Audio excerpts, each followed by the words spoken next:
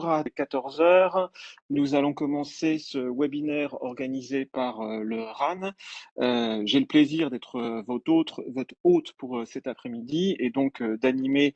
Donc, le webinaire vous est proposé par le RAN, le Radicalization Awareness Network, qui est le réseau européen d'échange de pratiques sur la radicalisation et l'extrémisme. Je rappelle qu'il a été fondé par la Commission européenne en 2011 et qu'il rassemble actuellement plus de 6000 praticiens de l'ensemble des pays de l'Union européenne issus des différents domaines de prévention de la radicalisation et de l'extrémisme violent. Il organise un Eric, cercle désolé. thématique. Eric, désolé. Je crois il faut désactiver le vidéo. Ok. Bien, alors je vais continuer sans la vidéo puisque apparemment on a un petit problème de bande passante. Donc comme je le disais, le RAN se divise en 9 groupes de travail thématiques qui permettent aux praticiens de partager leurs connaissances, leurs expériences et leurs approches. Et si vous êtes intéressé pour en savoir plus sur le RAN et éventuellement vous joindre aux activités du réseau, vous pouvez consulter la page de la Commission, où vous trouverez également un nombre important de publications et de ressources diverses, hein, qui permettent de diffuser auprès d'un large public les éléments de connaissance et des recommandations en matière de prévention de la radicalisation et de l'extrémisme. Je vous invite également à consulter le calendrier du réseau pour être au courant des prochains événements et des prochains webinaires du même type que celui que vous suivez aujourd'hui. Alors, quelques mots simplement sur l'organisation pratique du webinaire d'aujourd'hui. Donc, comme déjà indiqué, nous écouterons deux intervenants. D'abord Nicolas Lebourg et ensuite Virginie André. Après chaque intervention, qui durera à peu près une vingtaine de minutes, nous aurons un temps de questions-réponses. Donc, je vous encourage à poser vos questions dans la partie Q&A, donc en bon français Questions and Answers, questions et réponses, que vous trouvez en bas à droite du logiciel Webex, puisque pour des questions pratiques, les micros sont désactivés, hein, pour faciliter la présentation de la conférence. Voilà, mais donc je vous encourage à poser vos questions par écrit sans attendre la fin des interventions et nous les collecterons et les poserons aux deux intervenants. Et puis je vous demanderai s'il vous plaît de bien faire attention à envoyer vos questions à tout le monde, entre guillemets, puisque vous avez cette option de manière à ce que l'ensemble des intervenants puissent les consulter. Je terminerai en précisant que le webinaire d'aujourd'hui est enregistré et qu'après un montage, il sera diffusé sur la chaîne YouTube du RAN d'ici quelques semaines, de manière à pouvoir être vu par les participants qui n'auraient pas pu nous rejoindre aujourd'hui. Et puis à la fin du webinaire, donc aux alentours de 15h30, je vous demanderai de prendre quelques minutes pour répondre à une enquête une enquête de satisfaction vers laquelle vous serez automatiquement redirigé. Bien, maintenant nous allons attaquer le sujet d'aujourd'hui à proprement parler. Donc je vous rappelle qu'il s'intitule Tendance et développement de l'extrémisme violent de droite, généralisation des discours extrémistes violents de droite. Et donc, le premier intervenant que nous allons écouter est Nicolas Lebourg, qui est historien, spécialiste de l'extrême droite, rattaché à l'Université George Washington et à l'Université de Montpellier. Nicolas, je te donne la parole.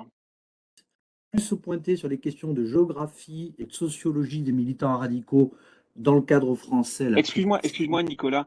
Ton Ouais, micro était resté coupé. Tu veux bien reprendre, s'il te plaît? pardon. Mille pardons, pardonnez-moi. Je reprends. Je vais donc essayer en 15-20 minutes de dresser un portrait des radicalités en partant de leurs récits, ensuite en allant sur les aspects plus structurels, plus pratiques, la géographie, la sociologie. Quand je parle de géographie, je serai sur le cadre français. Et puis enfin sur tout ce qui est plateforme extérieure, support extérieur, que ce soit médias ou sociologie électorale. Alors, on va travailler ça avec des sources diverses, évidemment les sources des mouvements, les sources internes également, des sources des services de police, de renseignement et de justice, et puis des données statistiques. Je ferai référence à deux types de corpus statistiques. Les statistiques de violence politique depuis 1976, telles qu'établies à partir de la documentation de la Direction centrale des renseignements généraux, les services de renseignement français intérieur, disons, qui ont changé de nom depuis, et de l'autre côté, une base de données qu'on a fait avec d'autres chercheurs, rassemblant 10 000 faits de violence politique entre 1986 et 2016, avec dedans à peu près 1500 pour les extrêmes droites. Alors, partons des termes et des thèmes. La question centrale aujourd'hui, bien évidemment, c'est la question du fameux grand remplacement. On l'a encore vu à Buffalo, bien évidemment, et le terme s'est internationalisé depuis l'attentat de Christchurch.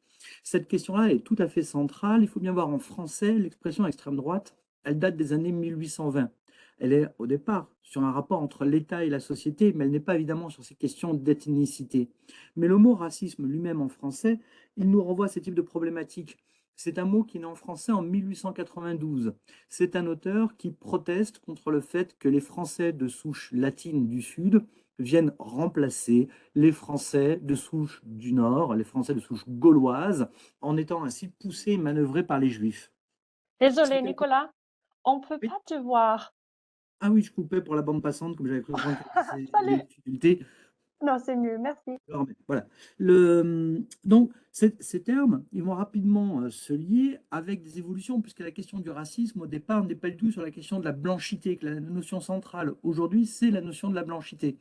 Quand vous lisez Mein Kampf, si vous avez lu Mein Kampf, il y a un seul passage où Adolf Hitler parle des Blancs. Normalement, c'est une notion qui ne l'intéresse pas. Il considère que les Slaves sont des sous-hommes.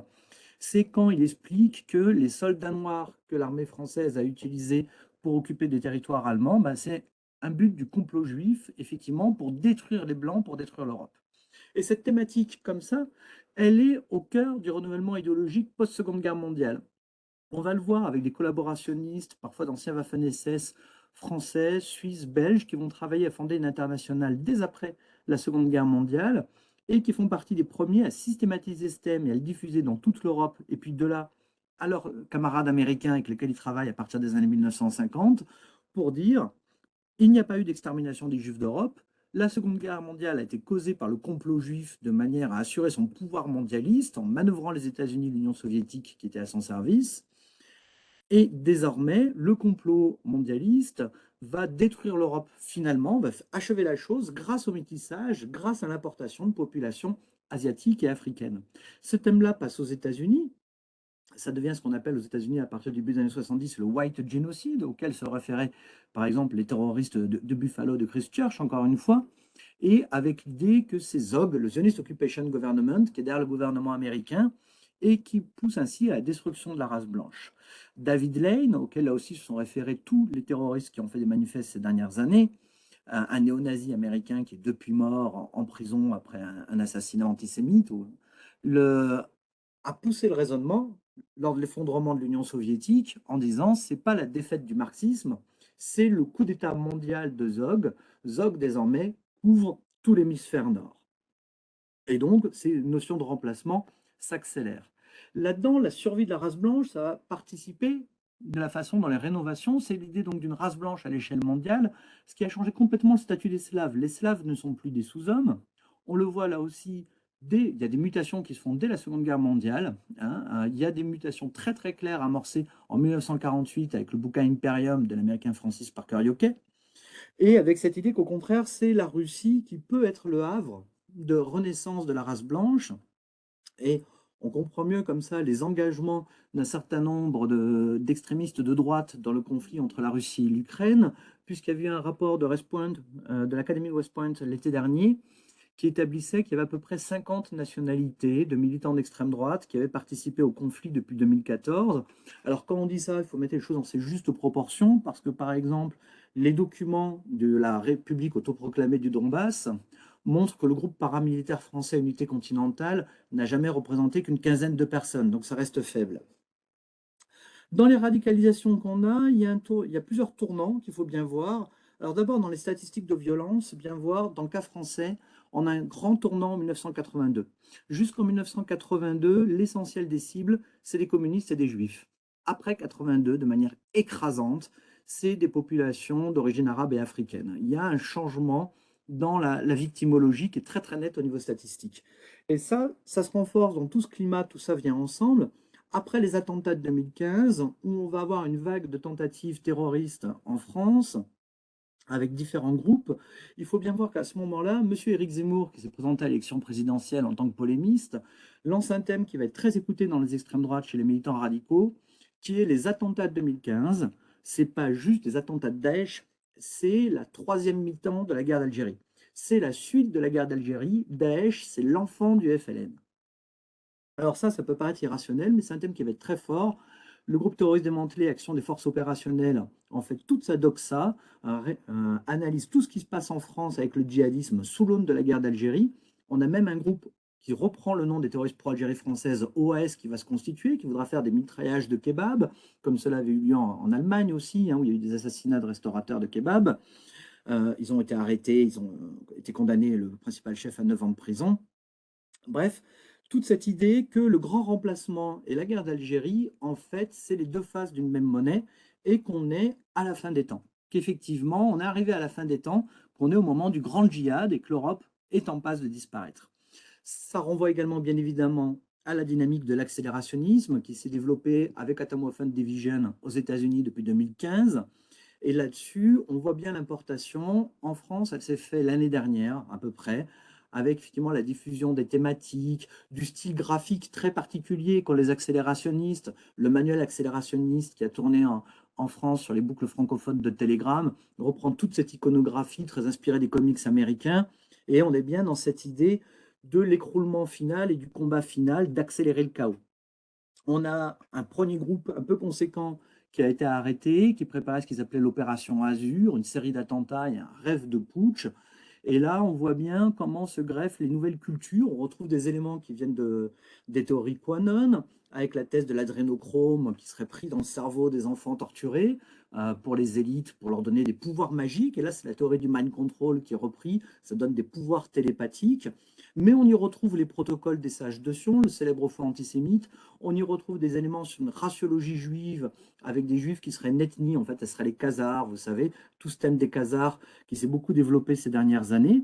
Tout ça est dans un brouet qui paraît totalement indigeste, n'empêche que on trouve là-dedans des gens comme un colonel médaillé, comme un capitaine médaillé, donc des officiers de l'armée, des gens plutôt sérieux et pour lesquels c'est un mythe mobilisateur. Ça m'amène au deuxième point, vite fait, ma question de géographie, sociologie des radicaux. On a en France une géographie très particulière. Clairement, depuis 70 ans, quand on regarde les fichiers militants, l'extrême droite radicale française, c'est le couloir rhodanien. Hein, c'est-à-dire que vous partez de Lyon, dans le centre vous voyez, Lyon, vous descendez jusqu'à la Côte d'Azur, du côté de Nice, l'extrémité nord et un peu du côté nantais. De même, quand on fait la distribution des violences faites entre 86 et 2016, on retrouve deux axes. On retrouve cette cartographie des groupuscules militants, qui donc a plus d'un demi-siècle. C'est aussi les zones de violence et l'axe Le Havre-Perpignan. Et ça, c'est pas inintéressant parce que l'axe Le Havre-Perpignan, c'est l'axe autour duquel est organisé le vote Front National depuis 1984. Donc, il y a bien quelque chose qui se joue sur les valeurs d'extrême droite dans la répartition de ces territoires. Il y a là-dedans des spécificités, les violences contre les biens culturels musulmans, par exemple les mosquées brûlées, profanées, etc. C'est dans le sud de la France, c'est un triangle, Toulouse, Lyon, Marseille, pour ceux qui connaissent le territoire. Et vous aurez noté que c'est la zone aussi de force du vote FN, tel qu'il s'est passé dimanche dernier. Au contraire, les profanations de tombes juives, c'est pas du tout les mêmes auteurs, c'est du lumpenprolétariat, c'est dans le Grand Est, des gens frottés d'une culture néo-nazie un peu ridicule, avec des phénomènes mal connus. On a une particularité sur les actes de racisme, les actes de barbarie sont les seuls cas qu'on trouve dans toutes nos banques de données, dans des violences politiques qui correspondent, ça correspond toujours à des violences racistes, soit par des skinheads, soit parce qu'ils s'était appelé le gang des barbares sur des violences antisémites. On voit bien qu'il y a là une spécificité tout à fait claire. On a beaucoup parlé de la féminisation de l'extrême droite française ces dernières années. Il faut bien voir que c'est très exagéré. On les met en avant, on met les copines sur les photos, beaucoup plus qu'il n'y a de femmes. Mais par exemple, dans les éléments les plus déterminés à tuer, dans les gens qui ont été arrêtés dans les démantèlements de projets terroristes ces dernières années, on trouve effectivement une femme qui n'est plus déterminée, qui est une femme qui est une senior, donc pas une jeune femme, qui est une femme très installée financièrement, propriétaire de plusieurs appartements. On est donc bien loin des questions de radicalité égale déclassement social, on est dans un choix idéologique.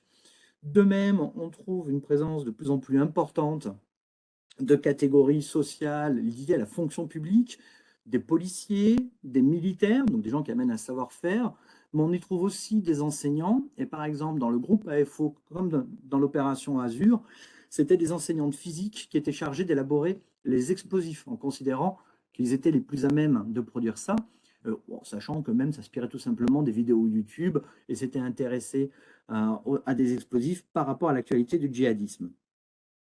Enfin, au niveau des groupuscules, on n'a quasiment plus de groupuscules. On a ce qu'on pensait impossible un peu au départ, des groupuscules nés d'Internet. Il y a un groupe communautariste blanc, hein, qui n'est pas seulement nationaliste blanc, il prône un séparatisme racial, voire même d'émigrés en Europe de l'Est, considérés comme racialement plus propres, plus homogènes encore, qui s'est constitué. Ça s'appelle les Braves, c'est à peu près 500 personnes, et eux prônent vraiment la séparation raciale, la vie en communauté. Autant les fascistes rêvaient des empires interraciaux, autant là, on voit ce qui venait des Aryan Nations aux États-Unis dans les années 70 se développer dans notre radicalité de droite. Enfin, il y a des jonctions qui peuvent se faire. Les jeunes militants, donc, qui avaient repris le nom de l'OAS, ont ainsi cherché à aller dans les milieux des vieux peignoirs, les gens rapatriés après l'indépendance de l'Algérie en 1962, alors que c'était loin d'eux au départ, ils étaient d'une culture néo-nazie, ils s'inspiraient du mouvement grec obdoré, mais quand ils vont voir les vieux pieds noirs, ils espèrent aussi, surtout, trouver tout simplement des financements pour acheter les armes pour leurs projets terroristes. Donc on voit que le mythe de la perpétuation de la guerre d'Algérie, il a aussi des buts pratiques. Dernier petit point, pour faire attention à mon timing, j'oublierai d'ailleurs au départ, tu me dis Eric, la question du rapport... Mais ne t'inquiète pas, Nicolas, tu as largement le temps, hein. Ah ouais, ok, parce que je speed exprès. Le rapport avec l'espace médiatique et avec l'espace électoral. Alors, d'abord, bien voir que la jonction entre médias, entre diffusion culturelle et diffusion politique n'est pas forcément si simple, à mon avis, dans la diffusion de ces récits. On voit bien que M. Renaud Camus, le succès du grand remplacement, par exemple, au départ, M. Camus disait que c'était les Juifs qui étaient responsables de la fin de la conception raciale de la nation et de la nationalité. C'est un thème qu'il a complètement abandonné. Il ne parle plus de la question juive. Il évite. On voit bien que ça aide à devenir mainstream. De même, on voit bien que dans la sociologie électorale, l'antisémitisme est quelque chose d'extrêmement négatif. L'islamophobie passe beaucoup mieux. Et en particulier sur le segment féminin, hein, ça a tout à fait aidé le Front National à redresser le gender gap. Mais sur les différences, il faut bien voir quand par exemple le Front National s'installe sur la scène politique française électorale en 1984, ça pose un écroulement de la vente des journaux. Il y avait une presse extrême droite qui se vendait très bien en France jusqu'à ce que le Front National soit puissant. Et puis, comme dans les courbes d'économie, vous savez, en économie classique, donc comme dans les courbes d'indifférence, en fait, dans le panier de satisfaction, hein, on n'a pas besoin d'acheter un livre, d'acheter un journal et de voter à l'extrême droite. On voit ce type de phénomène se faire. Il faut donc rester méfiant entre la socialisation de certaines idées et leur impact. Si on regarde le principal site antisémite français, par exemple, Égalité et Réconciliation, il y a quelques années, avait 8 millions de connexions mensuelles. C'était tout à fait dément. Il n'y a plus que, entre guillemets, 3,5 millions de connexions mensuelles à Égalité et Réconciliation. Il y a un fourmillement de tout petits sites antisémites, de petites brochures antisémites, il y en a des tonnes. Il y a une grande difficulté à fédérer cette famille politique-là, tout simplement parce qu'ils se traitent entre eux d'agents du Mossad, ils se traitent entre eux de traîtres à Israël, je pourrais vous en citer 50 exemples. Le principal hebdomadaire antisémite, qui est un tout petit hebdomadaire qui fait 5000 exemplaires, est ainsi convaincu, revient régulièrement sur le fait que Madame Marion Maréchal Le Pen serait au service des services secrets du Mossad, des services secrets israéliens. Donc là, il y a une incapacité à se fédérer.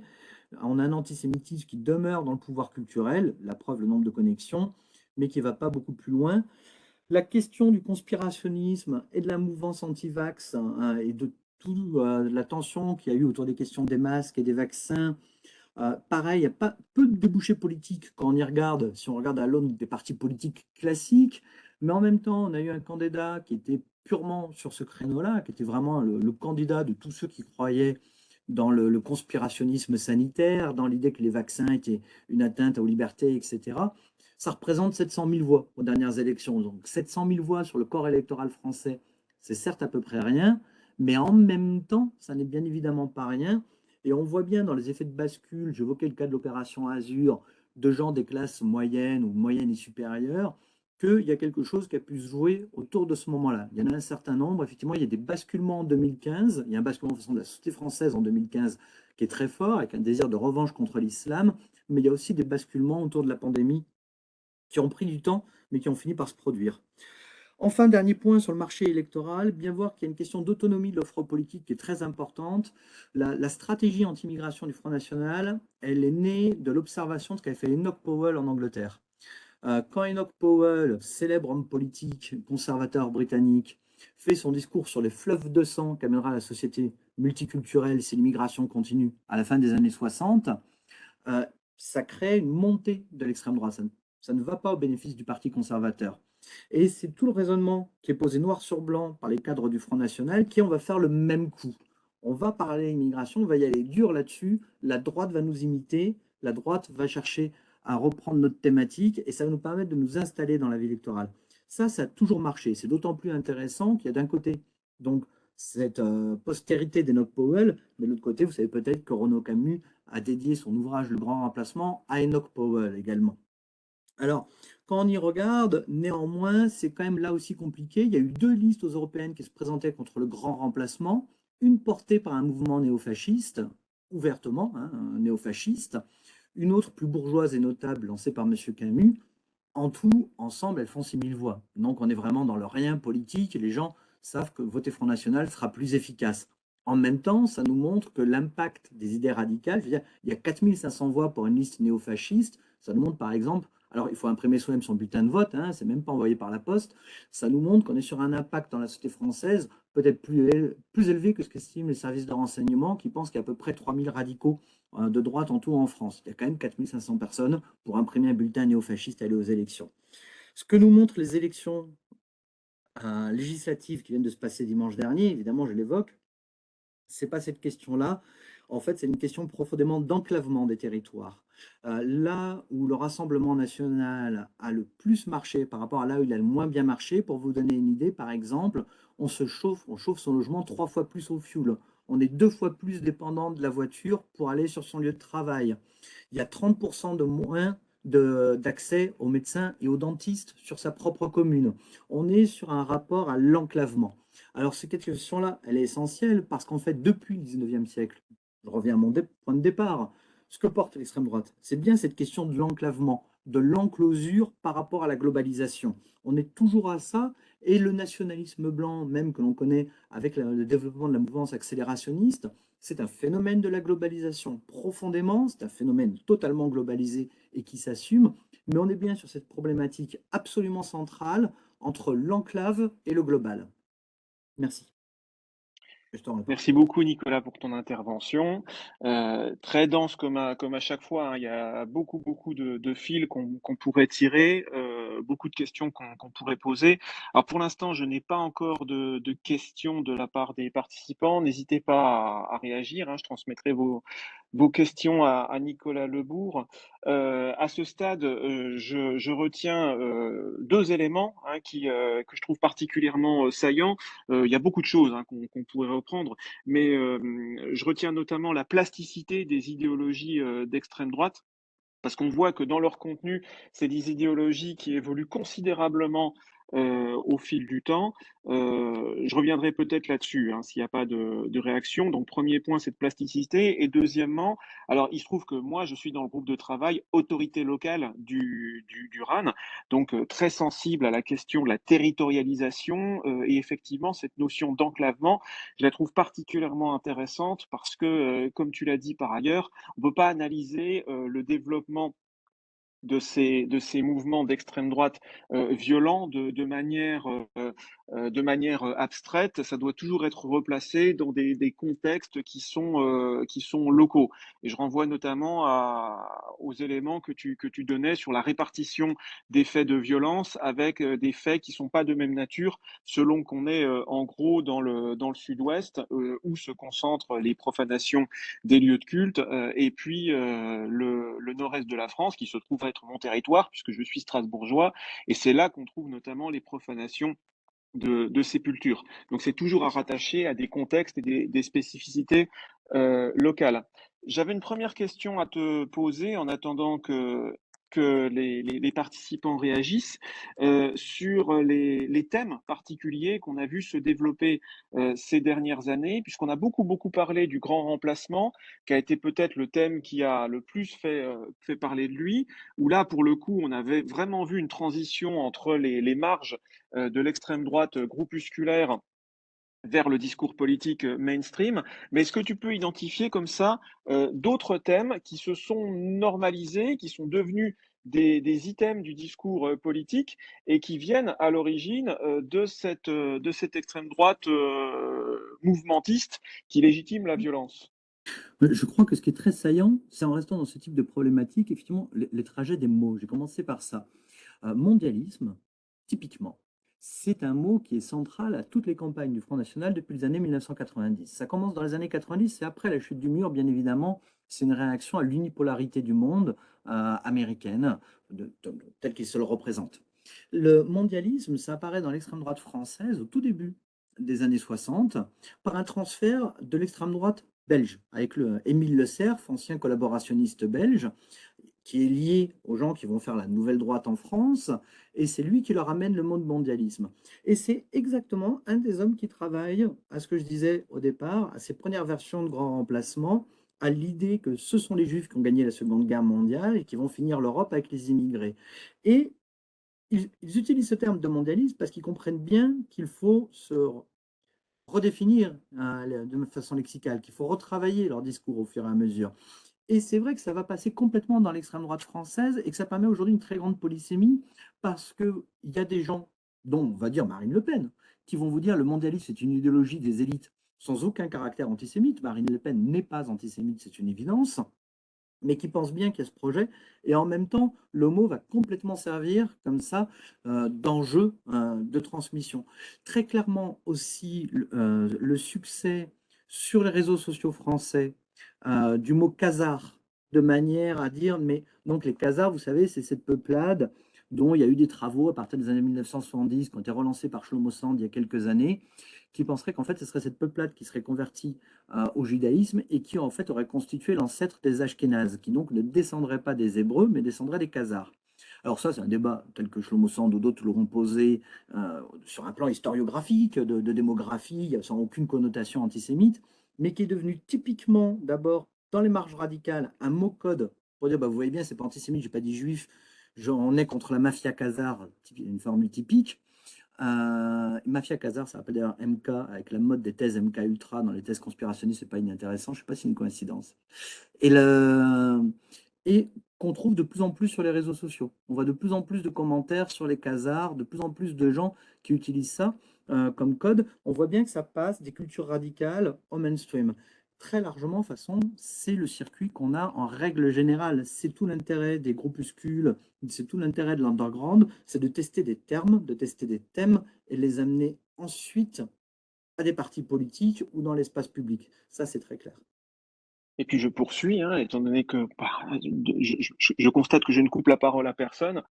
Donc, j'en profite pour te poser d'autres questions.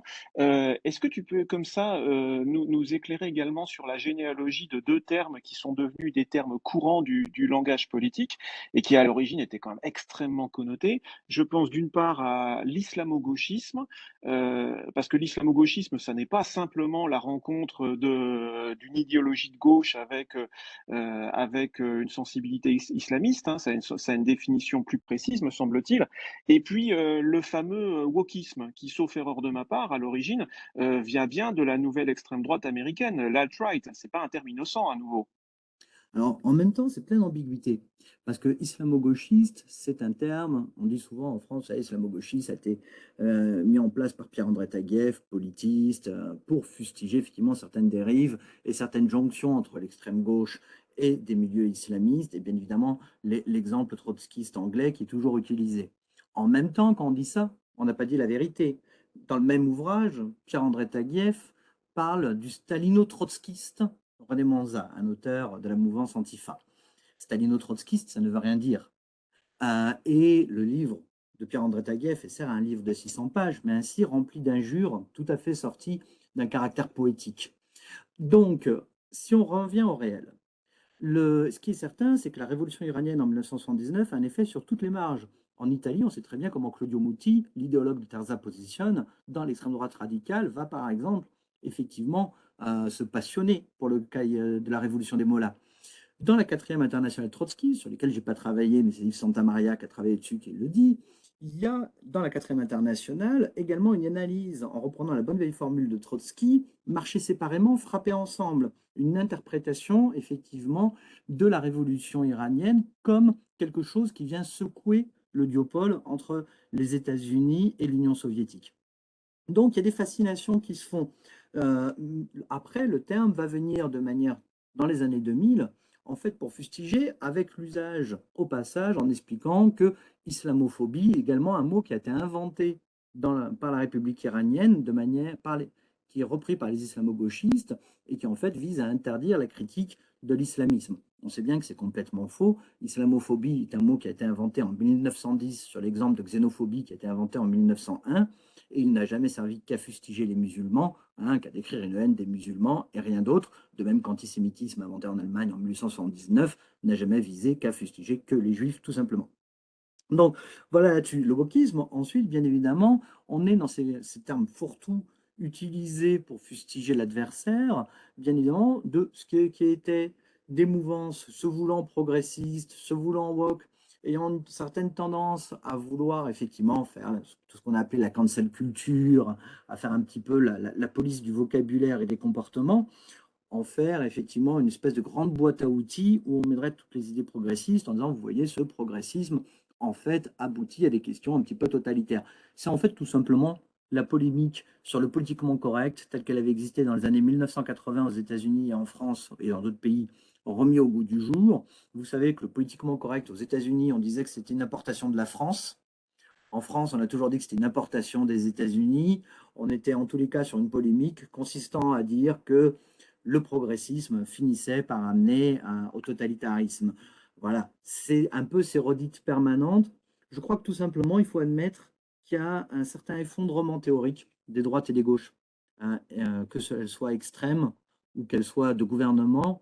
On a une production idéologique qui est très très faible. Le moins qu'on puisse dire, c'est que dans les droites, par exemple, de gouvernement, il y a très peu de pensées pour réagir à la crise financière de 2008, pour dire où va le capitalisme maintenant, comment on s'articule entre le marché libre et les valeurs conservatrices. Il y a un peu eu que le libéralisme de Viktor Orban comme offre politique pour essayer de répondre à la crise de 2008. Donc là-dessus, c'est sur cette espèce de désert idéologique aussi qu'effectivement, on se définit par la détestation de l'autre de manière essentielle. Plus on est faible idéologiquement, plus on se définit par la détestation de l'autre. Et ça vaut là largement au-delà de la question des radicalités de droite, hélas. Et puis dans une certaine mesure, on peut aussi se demander si comment dire, si ce vide de la pensée favorise pas justement l'importation de ces contextes, de ces concepts qui viennent de mouvements extrémistes. C'est-à-dire que si on n'a pas des outils pour penser par soi-même, est-ce qu'on n'est pas d'autant plus susceptible d'aller chercher comment dire, des productions idéologiques qui viennent des marges? Non, c'est tout à fait. Alors, sachant qu'en plus, il y a un marché transatlantique qui est très clair. Là-dessus, il y avait eu, justement, depuis chez toi, un programme international qui s'appelait Internationalisation des droites radicales Europe-Amérique et qui préfigurait un petit peu justement le programme que fait Marlène Ravel à l'Université de Washington aujourd'hui sur l'histoire transnationale des extrêmes droites. Et très clairement, une des conclusions des programmes, c'était de mettre en évidence ce marché transnational, ce marché transatlantique, alors, qui est un marché des idées, mais aussi des symboles, un marché des logos, etc., qui se met en place très clairement à partir des années 50. Quand on voit la National Alliance américaine aujourd'hui, c'est quand même frappant. Leur logo, par exemple, c'est une rune qui était une rune utilisée par la SS dans les runes qui sont inventées fin 19e, début 20e siècle en Allemagne, en racontant que c'est les runes vikings. Bon, en fait, on les réinvente, on les invente. Elle est utilisée par les jeunes de l'Europe Nouvelle, qui est le groupe le plus nazi, le plus collaborationniste en France durant Vichy, durant la Seconde Guerre mondiale. Et aujourd'hui, c'est un symbole qui est utilisé en référence aux États-Unis, parce qu'il est passé aux États-Unis, plein de gens l'utilisent en croyant que c'est d'origine américaine. Non, en fait, ça vient d'Allemagne et puis ça vient de France. Il y a bien une scène qui est très très claire là-dessus, On ne peut pas comprendre Zog aux États-Unis et le White Genocide aux États-Unis si on ne connaît pas les groupes collaborationnistes français, suisses et belges qui préfigurent leurs idées et qui vont leur transmettre. Et pourtant, aujourd'hui, enfin il y a 3 semaines à Buffalo, il y a quelqu'un qui tue en disant c'est le White Genocide, c'est le grand remplacement. Et on est sur des choses qui se sont construites à la fin des années 40, on n'était même pas dans les années 50 et qui se transfèrent juste ensuite, donc dans les années 50 aux États-Unis.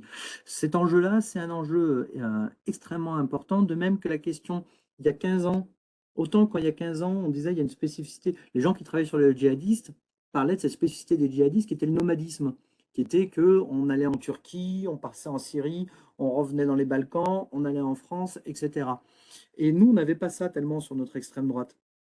Très clairement, depuis quelques années, on a des effets de nomadisme aussi, avec des effets qui sont parfois des effets pratiques pour pallier au manque de, comment dire, de professionnalisme. Je prends un exemple très pratique. Le groupe OS que j'évoquais tout à l'heure, donc ils ont été jugés à l'automne dernier.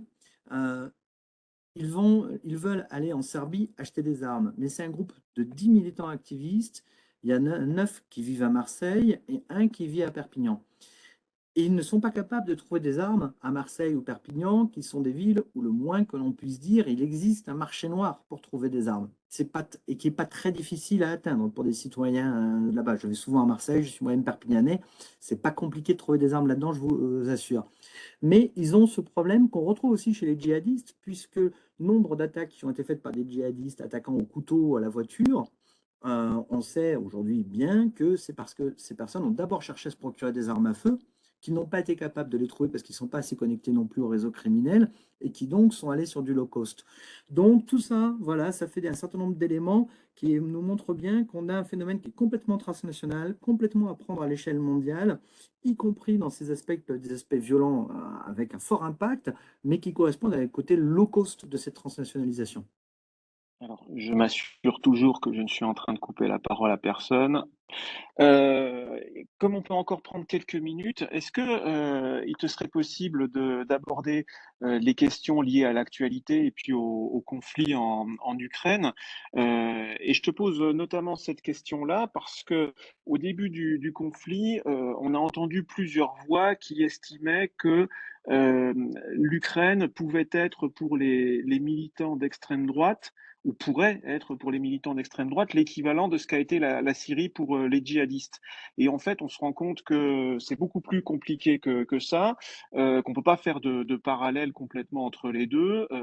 D'une part, parce que l'Ukraine n'est pas la Syrie, la situation est différente, les possibilités d'atteindre le territoire sont différentes, le conflit n'est pas de même nature, et puis également parce que l'Ukraine de 2022 n'est pas l'Ukraine de 2014. Donc, on ne peut pas faire exactement un parallèle entre le conflit actuel et puis celui qu'on a connu il y a à peu près une décennie. Mais une fois qu'on a dit ça, comment, selon toi, se situent les différentes tendances, les différentes sensibilités de l'extrême droite vis-à-vis du conflit en Ukraine? Et puis, quel est l'impact également de ce conflit sur les mouvances d'extrême droite qu'on connaît en France? Alors, d'abord, je suis d'accord avec tout ce que tu viens de dire, posons-le. Je citais tout à l'heure là, ces textes publiés l'été dernier par l'Académie de West Point, disant donc 50 nationalités depuis 2014. Et je disais, sur le cas français qui a été pas mal médiatisé de l'unité continentale, sur document, ils sont qu'une quinzaine. Donc, bien séparer la question effectivement de la médiatisation de la présence de ce groupe unité continentale et sa réalité effective sur le terrain. Après, bien évidemment, il y a cet enjeu que tu soulèves, qui est 15 types qui apprennent des méthodes, qui s'aguerrissent, etc., ça compte aussi bien évidemment quand ils rentrent. C'est la question que tout le monde se pose, c'est l'action lorsque les gens rentrent sur leur territoire, est-ce qu'ils passent à l'action violente, à l'action de type terroriste? Donc, bien évidemment. Bien voir. D'abord, sur la répartition dans les camps. Le mouvement qui a été dissous en 2019, Bastion Social, qui était un mouvement qui avait progressé de manière fulgurante sur le pays en 2 années, hein, de fulgurante quand on parle de radicalité, à sa juste proportion, mais qui avait vraiment très très bien marché. Il était né juste après le sommet Reconquista qu'il y avait eu à Kiev. Le sommet Reconquista, il vise à promouvoir le projet de l'Intermarium, c'est-à-dire d'une Europe unifiée, d'une Europe de l'Est unifiée, mais contre la Russie. Et donc, ces gens-là, au départ, toute cette mouvance néofasciste française-là, elle prend fait et cause, étonnamment, pour le cas ukrainien, alors qu'on a une extrême droite française qui est beaucoup plus pro-russe. Mais dès que ce sommet est passé, il lance justement l'aventure du bastion social et il laisse complètement tomber la question ukrainienne. Ils en sortent complètement. On revient à la question de l'immigration et de l'islam en France, sans guère aller plus loin. De même, les influences, il y a des influences en France d'Alexandre Douguine. D'abord parce qu'Alexandre Douguine a d'abord publié en Espagne, à des groupes qui étaient liés également à des groupes français. Donc ça s'est transmis très rapidement. Donc dès la fin des années 80, Alexandre Douguine, il fait partie du paysage intellectuel de l'extrême droite française. Le problème, c'est que la pensée de Douguine, j'imagine que tout le monde le sait ici, c'est une pensée très nourrie d'ésotérisme. Et quand on regarde par exemple l'introduction de l'accélérationnisme en France, l'aspect ésotérique, l'aspect sataniste en est complètement enlevé. De même, l'introduction de Douguine en France, tout cet aspect ésotérique est extrêmement difficile. Les Français, vous savez, à 60% se déclarent agnostiques ou athées. Donc, on est sur un pays, et en ce qui concerne l'ésotérisme, c'est carrément, on est au bout de la marge. Donc, c'est des introductions qui sont très difficiles à faire pour l'extrême droite française. Néanmoins, dans le cadre actuel, très clairement, la Russie est vue comme une puissance, qui est une puissance qui remet au goût du jour, qui est considérée comme réhabilitant les notions d'ordre, la notion d'empire dans le meilleur sens du terme, avec souvent une grande naïveté. Beaucoup de militants de l'extrême droite française sont persuadés que la Russie, c'est juste les grands Slaves, n'ont pas bien compris que c'est un pays très pluriethnique. Il faut bien voir, c'est pas bien intégré par beaucoup de militants. Donc il y a cette conception-là, cette représentation-là de la Russie qui lui donne une surcote. De là à aller s'engager, de là à intervenir effectivement physiquement sur le territoire russe, sur le territoire ukrainien, ça me paraît très difficile. D'autant plus qu'on arrive à un problème qui est la projection sans préparation. On n'a plus en France de service militaire depuis 1997. Donc tous les jeunes qu'on a aujourd'hui, et on le voit bien à quel point c'est un problème sur le nombre de personnes qui se font arrêter quand ils préparent une action terroriste, sur leur degré de préparation, ils ne connaissent pas le maniement des armes. Ils n'ont pas d'habitude dans les modes de déplacement, etc. Ils n'ont aucune formation paramilitaire. Donc, aller en Ukraine, c'est envoyer des gars qui sont soit des jeunes travailleurs, soit des jeunes étudiants sur un terrain d'affrontement. C'est extrêmement délicat à envisager, extrêmement délicat. Ce qui est le plus intéressant, par contre, là-dedans, c'est le cas des militaires ou anciens militaires. Parce que ça, très clairement, depuis 2015, avec cette idée de revanche à prendre sur l'islam après les attentats, on a bien beaucoup de policiers et de militaires, ou d'anciens policiers, d'anciens militaires, sur toutes nos affaires de radicalisation violente. Donc eux, effectivement, ils sont quelque peu aguerris, et eux, ils peuvent aller chercher une meilleure formation sur le territoire. On peut craindre ce type de scénario. Ça, c'est un scénario qui tient sa logique. Mais en soi, penser qu'effectivement, on pourrait passer à des unités plus importantes que ce que fut l'unité continentale en 2014, ça me paraît peut-être un excès de prudence ou un excès d'inquiétude. Merci beaucoup pour tes réponses toujours extrêmement intéressantes. On a une dernière question qui nous vient dans le chat. Alors je te la pose et ensuite on donnera la parole à Virginie André. Est-ce que tu pourrais revenir sur, les points communs et les différences? Alors c'est une vaste question, hein, je fais confiance à ta sagacité pour nous proposer une réponse synthétique. Les points communs et les différences entre les mouvances d'extrême droite en France et aux États-Unis. Vaste sujet, tu as 2 minutes. Parfait. Euh, Ça pose tout simplement la question de la définition de l'extrême droite. Je disais, le terme a 2 siècles. Bon, 2 siècles, ça nous permet de dégager quelque chose. Quel que soit le pays, quel que soit le courant, que ce soit des démocrates ou que ce soit des totalitaires, on va trouver quelques points centraux. La première chose, c'est l'organicisme, mot barbare français, qui se dit de la même façon en anglais. Euh, L'organicisme, la conception de la société que l'on veut régénérer comme un tout organique. Ça, c'est la question centrale. Ça, c'est la question à l'intérieur. À l'extérieur, les extrêmes droites veulent toujours refonder l'ordre géopolitique, toujours refonder les systèmes de relations internationales. Après, elles ont des questions de sociologie interne, bien sûr. On se perçoit comme une élite de rechange, par exemple. Mais les deux éléments centraux, c'est ça. C'est l'organicisme et les relations internationales. Et on peut décliner. Vous prenez le fascisme, c'est un parti milice qui voulait créer un homme nouveau par un État totalitaire à l'intérieur et par une guerre impérialiste à l'extérieur. Vous prenez Marine Le Pen, vous lisez les livres de Marine Le Pen, elle ne cesse de parler de façon organiciste, elle ne cesse de faire des métaphores organicistes, avec une obsession de l'unitarisme, de la nation, etc. Et elle ne cesse de parler de refonder les relations internationales. C'est tous les points communs qu'on trouve. Et on les trouve dans les États-Unis avec cette spécificité américaine qui au départ était étonnante pour nous, Européens, habitués à nos extrêmes droites, à nous, de la détestation de l'État central et de la méfiance envers l'État, mais qu'on a retrouvé chez nous. Dans le manifeste d'Anders Breivik, il y a cette méfiance envers l'État. Il y a une détestation de l'État qui est arrivée, y compris même chez des militants d'extrême droite radicale se référant au fascisme. Je me rappelle très bien d'une discussion avec le groupe unitaire radical qui a été dissous après qu'un des membres a été attiré sur le président de la République française en 2002, et puis ensuite, donc son responsable est devenu ensuite le président du bloc identitaire qui a donné Génération Identitaire, qui a essaimé dans 18 pays d'Europe, qui fait que tout le monde en a entendu parler. Et je me rappelle, il se définissait, on discute ensemble, à l'époque, il se définissait encore comme fasciste. Et je lui dis, mais tu détestes l'État. Et il me dit, ouais, les flics, c'est la pute du système. Pardonnez-moi, la citation, vous la couperez au montage.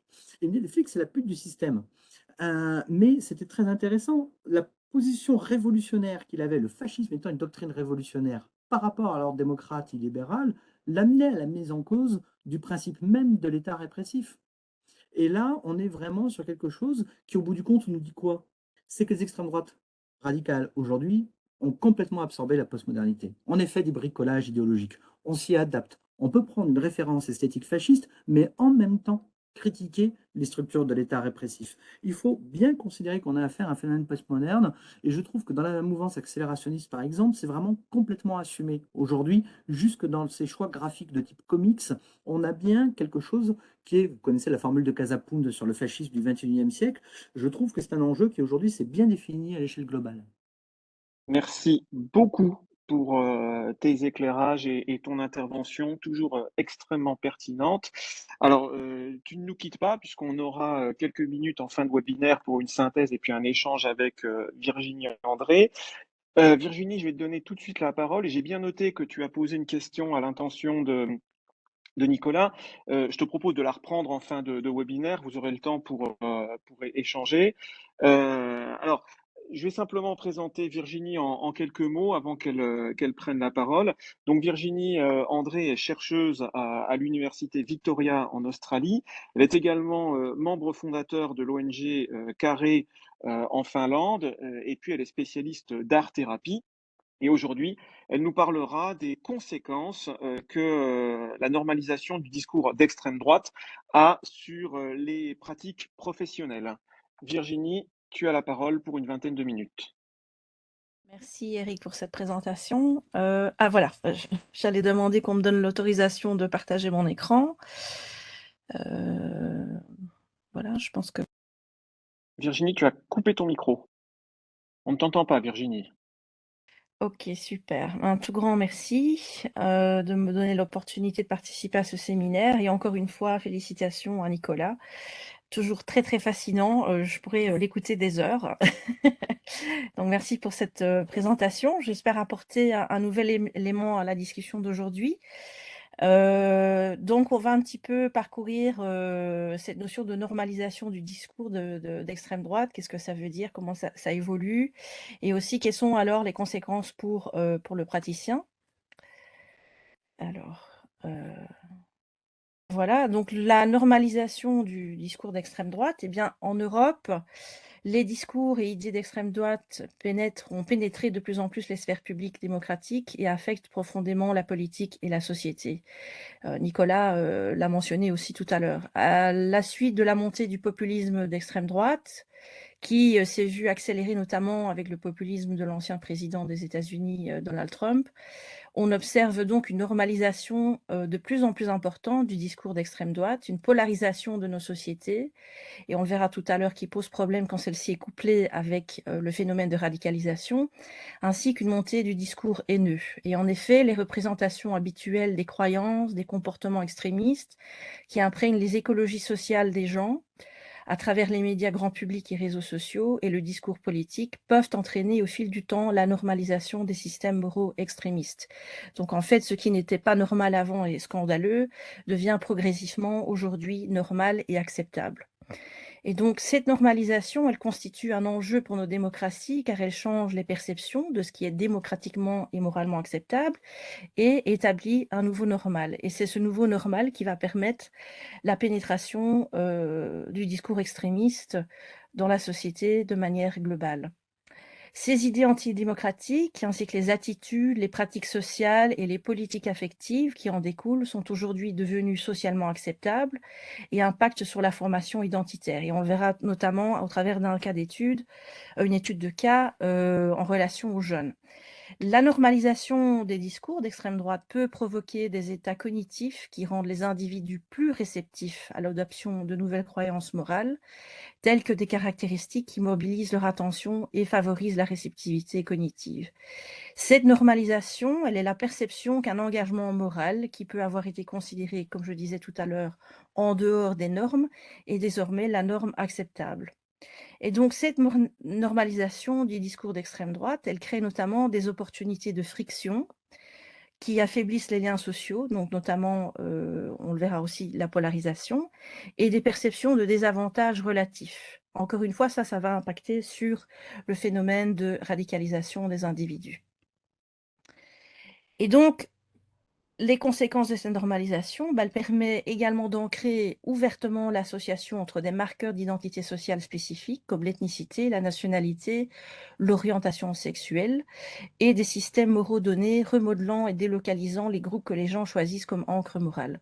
Donc à partir de moment, on verra aussi au travers du troisième cas d'étude de cas, qu'on peut évoluer dans certains cercles sociaux avec certaines encres morales et qui finalement, ce discours avec cette normalisation, va déplacer ces personnes dans d'autres groupes et dans d'autres cercles d'encre morale. Mais ça, je reviendrai tout à l'heure sur ce déplacement lors du troisième cas d'étude de cas. Sous la pression d'opinions inquiètes, on l'a vu, les gouvernements européens ont imposé des politiques de plus en plus restrictives pour limiter les flux entrants de migrants et de réfugiés tout en prônant une plus grande tolérance envers les étrangers. Et les sentiments xénophobes sont néanmoins en hausse et les populations migrantes musulmanes déclarent de plus en plus se sentir rejetées dans leur culture. Donc cette exclusion culturelle, elle fournit un terreau fertile pour l'épanouissement de l'islamophobie et un tremplin pour la mobilisation tant de droite qu'extrémistes islamistes. Et donc là, je cite simplement deux cas, celui de Breivik et de Mera, qui en sont des exemples. Et notamment, Nicolas parlait aussi des attentats de Christchurch. En fait, cet attentat s'inscrit aussi dans cette dynamique de l'exclusion culturelle, un résultat de cette exclusion culturelle. Donc toutefois, pour que l'extrémisme de droite puisse s'épanouir, il lui faut un terreau fertile où existe une certaine tolérance sociale. Et c'est là que cette normalisation, le processus de normalisation rentre en jeu pour justement augmenter cette tolérance sociale. En Allemagne, ce terreau, lui, se retrouve notamment dans le langage autrefois utilisé uniquement par l'extrême droite, qui s'est désormais ancré dans une partie de la société allemande qui n'est pas formellement extrémiste. Donc on voit que certains termes qui étaient utilisés par des groupes d'extrême droite sont aujourd'hui repris dans le monde politique, mais aussi par des segments de la société civile. Donc ici, on va parler un petit peu de l'Allemagne. En Allemagne, le langage de l'extrémisme de droite se déplace entre deux pôles, le néonazisme, qui est le plus reconnaissable et immédiatement violent, et le populisme de droite, qui est plus ambigu et multiforme. La propagation la plus récente d'une terminologie d'extrême droite dans la société allemande a en effet explosé avec la crise des migrants en 2015, lorsque plus d'1 million de demandeurs d'asile ont atteint l'Allemagne. Et au fil des années, des expressions liées à la tradition de l'extrémisme de droite ont été formulées ou reformulées. Donc, par exemple, le terme de Lügenpresse pour identifier les menteurs médiatiques, une expression qui existe depuis 180 ans, mais qui a ensuite été utilisée par Hitler et Goebbels contre la presse rouge et juive. L'émergence du concept du Befremdung, qui décrit une présence croissante d'étrangers dans une société et qui est liée à l'idée dite d'Umvolkung, aujourd'hui interprétée comme le remplacement d'un peuple. Nicolas en parlait aussi tout à l'heure de cette théorie du grand remplacement, qui est en fait le paradigme suprémaciste connu de la lutte contre la substitution raciale. Ces exemples peuvent être lus comme constituant d'un processus en cours ces dernières années, à savoir l'utilisation et l'appropriation tactique par la droite radicale occidentale des déclinaisons et suggestions de la politique dite identitaire, expression qui définit des propositions politiques fondées sur l'identité, le genre, l'ethnicité, l'identité religieuse. Donc on a pu aussi voir un glissement en fait un peu sémantique où on avait une droite qui parlait, qui tenait des propos plutôt racistes et discriminatoires, et finalement ce discours a été un petit peu reformulé pour devenir un peu plus acceptable, et qui aujourd'hui est formulé autour de cette notion des politiques identitaires, où on parle d'identité, de genre, d'ethnicité, d'identité religieuse. Alors, ici, on va un petit peu parler de la France. Depuis presque 20 ans, on assiste à un durcissement et une instrumentalisation de la laïcité en France par certaines franges d'extrême droite du monde politique français, ainsi que de certains segments de la société. Le durcissement de la laïcité fait que les individus ont vu leur champ de leur liberté religieuse individuelle considérablement réduit sous la pression croissante des lois européennes, donc pas seulement en France, mais aussi en Belgique, avec l'interdiction du hijab en France ou du voile et du niqab en Belgique. Il en résulte que les individus s'identifient à des identités étroites et à des interprétations fondamentalistes de la religion qui remplacent leurs identités européennes. La laïcité dure ou militante encourage perversement les identités communautaires qui peuvent soutenir des extrémistes. Et donc, dans ce contexte, ces identités communautaires remettent en question la religion, la citoyenneté et la souveraineté. Alors ici, je voudrais juste vous montrer un petit peu comment le processus de normalisation fonctionne en fait. Donc c'est une théorie qui est assez simpliste, mais je pense qui est utile. Ça s'appelle la fenêtre d'Overton. Alors malheureusement, je ne peux pas échanger avec vous, donc je ne sais pas si vous connaissez ce modèle de changement. En fait, c'est un modèle pour expliquer le changement politique. Mais ce qui est intéressant ici pour notre propos, c'est que, voilà, donc on se trouve au milieu d'un spectre de gauche qui va vers la droite, donc de l'extrême gauche vers l'extrême droite. Et au centre, on va parler de ce qui est normal. Donc tout ce qui est, tout ce qui est au centre de cette fenêtre, donc ici la fenêtre jaune, mais la fenêtre en général, ce sont les idées que le public est prêt à accepter. Et donc tout ce qui est à l'intérieur de cette fenêtre, sur ce point-ci du spectrum, est moral et attendu. Donc c'est normal, on est dans une certaine normalité. Par contre, si on veut pousser vers un changement politique, et là je le mets en relation avec la normalisation du discours d'extrême droite, on va prendre peut-être l'exemple du président de Donald Trump, où on veut pousser vers quelque chose qui est beaucoup plus radical, beaucoup plus extrême, beaucoup plus inacceptable. Et donc ce qu'on va faire, c'est qu'on va déplacer pour que cette fenêtre finalement du normal se déplace vers des choses ou des idées qui sont plus radicales, ridicules, voire impensables. On ne va pas amener cette fenêtre vers un point. J'ai un petit problème avec ma flèche ici, voilà ici, vers un point où c'est radical ou ridicule, mais on va vraiment pousser cette idée vers l'extrême. Et le fait d'être exposé à cette idée qui est complètement impensable, une usure à l'exposition, en fait, va amener à une certaine normalisation du discours, ce qui va amener, en fait, les gens à accepter des idées qui, au départ, étaient impensables, mais peut-être qu'on va on va déplacer cette fenêtre vers quelque chose qui devient plus acceptable, plus radical et peut-être qui tient du ridicule, certainement pas vers l'impensable, mais en prônant un discours qui se situe dans l'impensable, dans une extrême droite, on fait déplacer cette fenêtre plutôt ici donc, et ceci devient plus acceptable. Donc au travers du processus de normalisation du discours de l'extrême droite, j'espère que je me fais comprendre, on se retrouve finalement vers une situation où on a déplacé le curseur de ce qui était normal, acceptable et attendu vers une nouvelle normalité d'idées qui sont plus radicales, voire ridicules, qu'on n'aurait pas acceptées autrement. Et ça se fait au travers du processus de normalisation du discours d'extrême droite. Alors, j'espère que j'ai été assez claire. Je suis désolée, mais d'habitude, ma langue de travail, c'est l'anglais, donc vous m'excusez si je fais un peu si je ne suis pas très claire. Mais je te rassure, c'est tout à fait clair et explicite. D'accord, très bien. J'ai essayé de le faire au plus simple, hein. Merci, merci Eric. Alors ici, je vous parlais tout à l'heure de ce phénomène de polarisation et d'extrémisme, en fait, qui évolue côte à côte. Donc la normalisation du discours d'extrême droite, il amène aussi un phénomène de polarisation. Alors, ce qui est intéressant, c'est de voir que ce phénomène de polarisation, s'il est mis côte à côte avec les piliers de la radicalisation, il vient renforcer en fait le processus de radicalisation.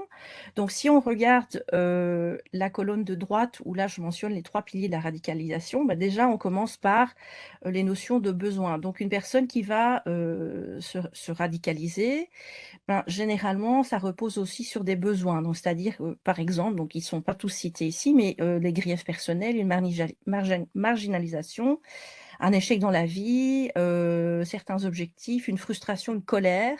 Donc, tout ça, ce sont des besoins qui ne sont pas, comment dire, oui, il n'y a pas de, oui, ce sont des besoins, donc il n'y a pas de réponse à ces besoins. À côté de ces besoins, alors on commence à avoir une certaine frustration, une certaine colère, et qui va trouver une résonance avec, donc du coup, avec ce discours du nous et eux. Donc on n'est pas encore on n'est pas encore à ce moment-là dans un nous contre eux, on est dans un nous et eux. Donc il y a une distinction, donc on commence à voir les frictions au niveau de la société, oui, entre 2 groupes. Et de là, avec le cadre de la polarisation, où on vient avoir un discours plus identitaire, où là, on est dans un nous contre eux. Donc, ces besoins qui restent sans réponse, finalement, viennent à la rencontre de cette polarisation qui découle justement de cette normalisation de discours de droite, où on vient avoir une résonance avec ce discours de nous contre eux. Et là, on est parti sur un discours identitaire, un discours haineux. De cette évolution, on repasse sur la colonne de droite, où la personne va éventuellement retrouver un écho au travers des réseaux. Et ces réseaux vont renforcer, en fait, ces discours. Alors, ça ressemble très fort au processus de radicalisation, mais ce qui est intéressant, c'est de voir comment cette polarisation, qui est due à la normalisation du discours de droite, d'extrême droite, qui vient renforcer le processus de radicalisation. Et donc, au travers de ces réseaux, finalement, on arrive à définir un bouc émissaire. Donc, qui est cet ennemi, qui est responsable de mes frustrations, qui est responsable de mes griefs. Et en même temps, on ne s'inscrit pas dans un discours violent, mais alors, quand on a ce glissement du bouc émissaire et qu'on retourne vers le processus de radicalisation, finalement, le milieu extrémiste fournit justement une justification de la violence où on peut avoir un passage à l'acte. Voilà, donc je pense que c'est important aussi de réfléchir au processus de radicalisation en termes d'influence par rapport au processus de polarisation qui est lié à cette normalisation dont on parlait tout à l'heure. Alors, la première étude de cas, il y en a 3. Eric, dis-moi si j'ai encore du temps parce que je n'ai pas mis mon... Alors, encore une petite dizaine de minutes? Ok, super. Donc, ça me laisse le temps de terminer mes études de cas. Donc, la première étude de cas, c'est l'impact de la normalisation sur l'individu. Mais ici, c'est une normalisation qui va impacter sur le bien-être d'une personne. Donc, ce sont des vraies études de cas. Dans ce cas-ci, on a affaire à une jeune femme de 21 ans qui est de confession musulmane, qui porte le hijab par choix, pas par obligation, et qui se voit devoir retirer son voile sur son lieu de travail. Et donc, le fait de devoir retirer ce voile, finalement, on s'interroge sur l'impact que ça peut avoir sur cette personne.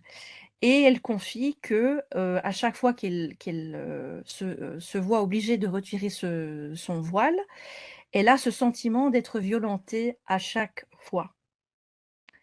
Et donc on peut voir qu'il y a un impact sur son bien-être et sa santé mentale et éventuellement sur sa formation identitaire et le sentiment d'appartenir ou non, à la société française. Donc dans ce cas-ci, on est bien dans un cas français. Alors, c'est important parce qu'on peut voir que cette normalisation du discours d'extrême droite, là j'ai repris 2 citations qui sont très récentes, dont notamment Marine Le Pen, qui date du 21 avril 2022 où, encore une fois, ce débat, sur le voile qui finalement qui n'en finit pas en France, elle en vient à dire qu'il faut libérer l'ensemble de ces femmes, faire reculer les islamistes et pour cela il faut que, je crois interdire le voile dans l'espace public. Éric Zemmour, lui, en décembre 2021, en pleine campagne électorale, dit: «J'interdirai le voile partout, dans la rue, dans tous les services publics. C'est visuel. Le voile est une volonté de coloniser le paysage. C'est un outil politique, une arme politique». Et donc là, on se retrouve, au travers, de partis politiques et de candidats au présidentiel, vers une certaine normalisation de ce discours, d'extrême droite, qui a certaines conséquences, comme je l'ai expliqué tout à l'heure, on est face à un durcissement et une laïcité militante par certains groupes en France. Et de ce fait-là, ça a une répercussion sur le bien-être, la santé mentale de certains des jeunes. Donc ici, on a affaire à une jeune femme de 21 ans qui, à chaque fois qu'elle doit retirer son voile, se sent violentée. Et alors, à ce moment-là, on se pose la question de savoir quel est son positionnement à elle par rapport à cette normalisation et à son sens d'appartenance à la société française et à la France au sens large. Donc ça, c'est une question qui est importante. Je me rends bien compte que c'est un cas d'étude un étude de cas qui est assez controversé, mais je pense que c'est important de pouvoir en parler.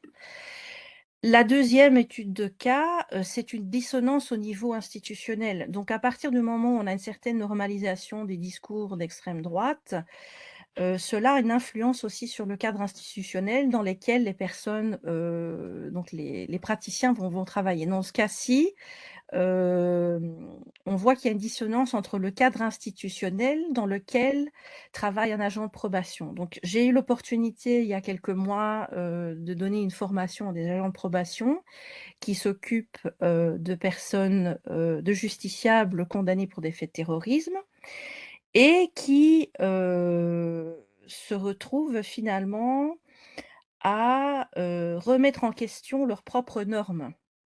Donc par rapport, leurs propres normes et leur propre moralité vis-à-vis, de leurs relations et de leur travail par rapport aux justiciables.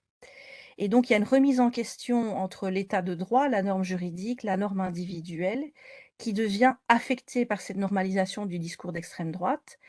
Et donc il y a une dissonance qui se crée.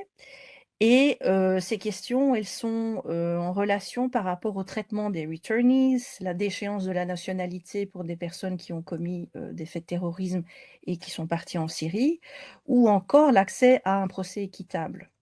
Donc on voit que dans la première étude de cas, il y a un impact, je veux dire, exogène par rapport à l'expérience de la jeune femme, tandis qu'ici, c'est un impact au niveau institutionnel et au niveau du praticien qui travaille dans un cadre institutionnel particulier.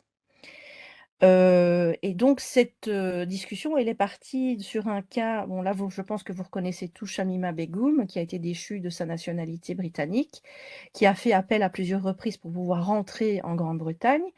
Et son cas, en fait, lors de cette formation, a, comment dire, provoqué beaucoup de réactions assez parfois virulentes, et qui ont remis en question l'état de droit et la norme juridique par rapport à un retour et à la déchéance de nationalité.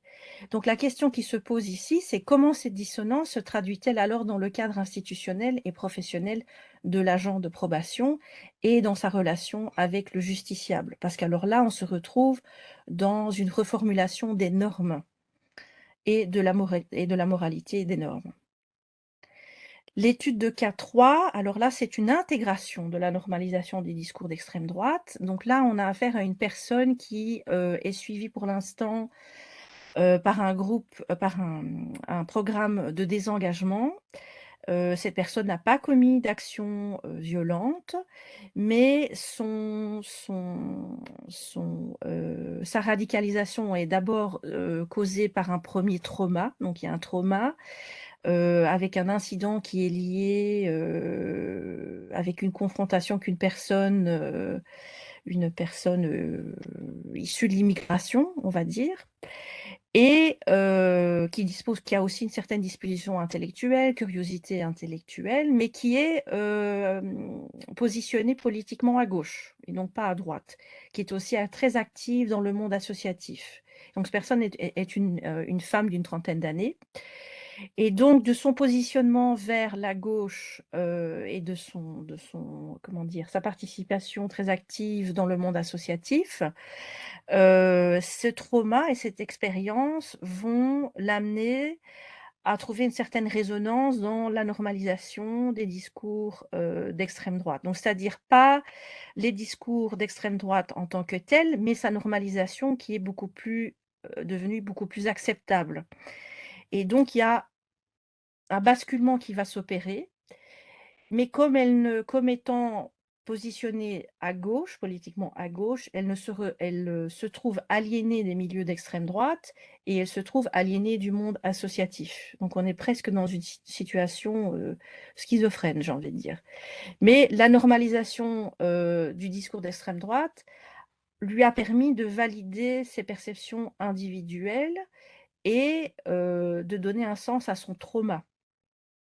Et donc, se suit alors une progression dans sa radicalisation, où elle commence à adopter des récits de racisme et une certaine déshumanisation. Et cette déshumanisation, maintenant, elle commence à passer par une visualisation d'actes de violence et notamment une légitimation de la violence envers des enfants et des femmes, et donc pas nécessairement envers des hommes. Et donc elle explique aussi que son évolution ou sa radicalisation, maintenant se marque très fort aussi par rapport à une opposition politique libérale du gouvernement dans lequel elle vit. Donc là, je cite pas de pays, mais c'est une vraie étude de cas. Et aujourd'hui, pour démontrer finalement que la gauche ment, le monde associatif ment, et en soutenant certains discours d'extrême droite, elle aujourd'hui traque les gens dans les médias de gauche et les réseaux sociaux, et donc elle est devenue un troll. Et donc elle est activement engagée dans ce genre de choses. Donc évidemment, il y a beaucoup d'indicateurs alarmants qui suggèrent qu'il pourrait y avoir à un moment donné un passage à l'acte. Mais ce qui est intéressant dans son cas ici, c'est assez particulier, c'est qu'au départ, c'est une personne qui était positionnée politiquement à gauche et de par son trauma et son expérience personnelle, a trouvé dans la normalisation des discours d'extrême droite une justification pour son mal-être. Et ensuite, on a une déviation vers le discours d'extrême droite, tout en étant aliéné de ces milieux, que ce soit de gauche ou de droite. Voilà. Alors, la dernière chose, c'est conséquences et pistes pour le praticien. Ben, conséquences pour le praticien, bien sûr, il y a un impact sur les politiques et la loi, et cela va influencer le cadre professionnel du praticien. Il y a aussi un durcissement des positions et un enracinement du système de croyance de la personne, donc ce qui fait que ça devient très difficile de parler et de discuter, dialoguer avec cette personne, mais on va un petit peu voir quelles sont ces pistes pour diffuser ça. Et il y a une influence aussi sur la manière de penser, le comportement de la personne, particulièrement les jeunes, où on observe de plus en plus un discours de « eux contre nous », donc il devient normal. Alors au niveau des pistes, déjà la première chose, en relation par rapport au discours d'extrême droite, c'est important, comme on le fait en ligne, d'avoir un trend monitoring, c'est-à-dire un suivi des tendances afin de pouvoir informer le travail de suivi du praticien. Parce que c'est comme l'a bien décrit Nicolas, c'est un milieu qui est en évolution perpétuelle, et donc il faut quand même pouvoir suivre quelles sont ces tendances afin de pouvoir informer son travail. Il faut aussi travailler, rien de nouveau ici, sur la résilience de la personne, prendre en considération les besoins de la personne et aussi peut-être avoir une approche qui est basée sur le traumatisme, donc une certaine sensibilité au niveau du trauma. Bien sûr, le discours alternatif sont importants et le dialogue réflexif. Alors juste une petite note un peu plus détaillée ici. Dans ce discours alternatif, en fait, il faut éviter de confronter, de questionner les discours d'extrême droite de la personne. Donc là, on parle au niveau individuel, au niveau du client. Il faut adopter une ouverture progressive et calculer de nouvelles perspectives à travers un dialogue continu. Cette approche, elle vise à désamorcer les langages de l'extrémisme plutôt que les censurer. Donc on n'est pas dans un jugement de valeur de nouveau. Et plutôt que d'interdire les mots, cette approche cherche à démasquer les mots dans leur inefficacité et leur tromperie idéologique. Et donc ça, c'est quelque chose de progressif. Cette approche-là, elle est utilisée en ce moment par différentes organisations qui travaillent dans le désengagement et la déradicalisation, mais notamment avec la personne de l'étude de cas 3 et l'étude de cas 1. Voilà, mais je pense que ça clôture ma présentation. J'espère que je n'ai pas dépassé les 20 minutes. Merci de votre attention. Merci beaucoup Virginie pour ton intervention. Alors comme pour l'intervention précédente, je garde un œil sur les questions. Nous n'en avons pas pour l'instant. Ce que je retiens, ce que je souligne notamment de ta présentation, c'est que tu as abordé des questions qui sont, comme tu l'as dit, complexes et sensibles, hein, parce que évoquer la manière dont les discours d'extrême droite légitimant la violence, hein, on insiste toujours bien là-dessus, s'insinuent dans le discours politique plus traditionnel. Ça amène toujours à soulever des questions qui sont sensibles, hein, comme je le disais. Je te remercie également pour les illustrations que tu as données, parce que c'était toute l'idée de ce webinaire, hein, d'articuler l'intervention d'un chercheur, d'un universitaire, avec un regard issu de la pratique. Voilà. Je voulais simplement revenir sur un point et puis peut-être tu pourras détailler puisqu'effectivement, hein, tu as évoqué la question, de la laïcité qui est toujours une question, difficile à manier pour les praticiens que nous sommes. Je pense utile de préciser que quand on cherche à comprendre comment la thématique de la laïcité peut intervenir dans des trajectoires de radicalisation, on est bien d'accord que le problème qu'on analyse, ça n'est pas le problème de la laïcité, mais c'est bien le problème de l'instrumentalisation et du discours sur la laïcité qui vise à en faire en fait un instrument d'exclusion, un instrument de stigmatisation qui est bien éloigné de ce qu'est déjà la laïcité dans les textes et de ce qu'elle est fondamentalement, notamment si on se réfère à la loi du 9 décembre 1905, où il faut toujours garder à l'esprit que dans le texte de cette loi, la laïcité est d'abord un principe de liberté, article 1 de la loi, avant d'édicter les interdictions qui sont nécessaires dans un contexte de société démocratique. Et que donc le problème actuellement, ce n'est absolument pas le contexte, le cadre juridique de la laïcité, mais c'est bien les discours stigmatisants, discriminatoires, qui se sont fait jour depuis, on va dire les choses rapidement, une trentaine d'années, hein, et qui utilisent le thème de la laïcité comme une arme de combat pour exclure certaines populations et qui, du coup, va nourrir des positions, comment dire, qui va engendrer du ressentiment, qui va engendrer de la souffrance sociale, qui va s'exprimer à travers des processus de radicalisation. Ben voilà, tu as tout dit. Voilà, mais il me semble utile de revenir, hein, sur ces éléments-là, parce qu'il me semble que la réflexion sur comment la laïcité peut intervenir dans les processus de radicalisation est parfois mal comprise et qu'on peut avoir l'impression que c'est une attaque contre la Non, laïcité, non, ce qui pas du n'est bien tout. entendu Je pense que absolument pas Non, non, absolument pas non, le non, cas. pas du tout, pas du tout. Je pense que c'est généralement des conversations qui sont assez houleuses quand on parle, et épineuses quand on parle de la laïcité dans le cadre de la France. Moi, je parlais de durcissement et de la laïcité dure. Donc, quand je parle de cette laïcité-là, je fais exactement référence à cette instrumentalisation de la laïcité. Donc, on le sait que comment dire, dans je cherche le mot en français, dans l'esprit originel de la laïcité, donc de la loi de 1905, comme tu l'as dit tout à l'heure, on s'inscrit dans un registre qui est complètement différent et qui est là justement pour assurer cette liberté d'expression religieuse. Mais aujourd'hui, malheureusement, depuis une trentaine d'années, comme tu le disais, elle a été un petit peu hijackée par certaines mouvances et certains partis politiques et Détourné. aujourd'hui ou détournés, voilà. Et donc aujourd'hui, malheureusement, elle crée du ressentiment qui est, bah, voilà, qui est lié à un certain mal-être, et ce mal-être qui devient finalement, donc c'est pas, je veux dire, c'est pas automatique, c'est pas une radicalisation automatique, mais qui peut participer justement aux vulnérabilités de certains jeunes par rapport à leur expérience. Parce que en fait, avec la normalisation, on a aussi cette normalisation du discours, de cette laïcité dure, détournée, peu importe comment on veut la nommer. Et l'expérience qu'eux font au quotidien. Donc c'est ça qui est important aussi de comprendre, c'est que,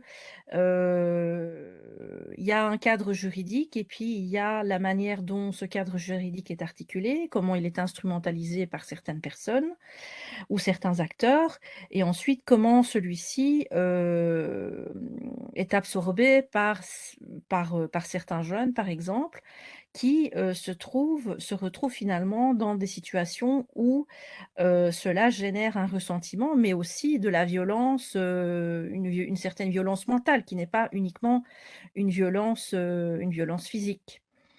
Et et malheureusement, si on ajoute les autres facteurs, puisqu'on sait très bien que la radicalisation d'un individu, oui, dépend de sa susceptibilité, mais aussi, dépend de facteurs exogènes.